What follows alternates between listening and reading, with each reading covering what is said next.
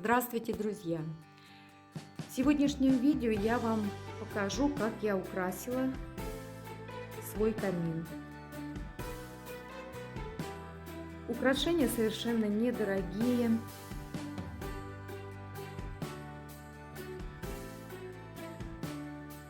Вот такая вот искусственная гирлянда. Можно бусы повесить. Вот из такой гирлянды я обозначила год, который мы будем встречать. Поставила подсвечник с белыми свечами. Далее снеговик, Дед Мороз. Эти вот все игрушки были нам подарены. Вот таких вот ангелочков с колокольчиками.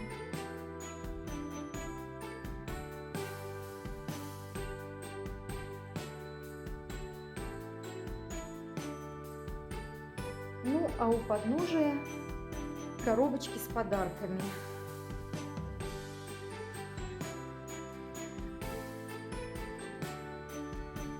И вот так вот недорого у меня получилось украсить камин. Конечно же, я понимаю, что еще здесь не хватает символа наступающего года. Это фигурки или статуэтки быка. Но до Нового года еще есть время, и я постараюсь его приобрести и поставить здесь на камин символ будущего года.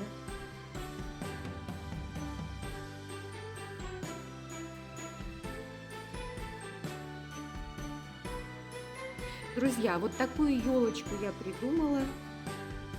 То есть это альтернатива искусственной елки. Обычно мы на Новый год ставим на это место, вот в холле, елку.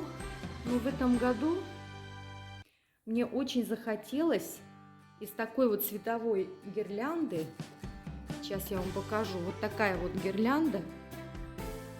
Она совершенно недорогая. И покупала я ее уже пару лет назад. Что мне для этого понадобилось? Понадобилась стремяночка, понадобился рулон скотча бесцветного, ножницы, желательно маникюрные, ну и сама вот такая вот гирлянда. Ловкость рук, как говорят, никакого мошенничества. Вот туда я повесила звезду. Нашла такую звезду. А это шарики из пенопласта. Эти шарики, конечно же, я сама не делала. Нет у меня такого таланта. Шарики покупные, куплены уже тоже очень давно. Получилось, я считаю, очень удачно. То, что я задумала, я сделала. Вам, конечно, судить. Как вариант,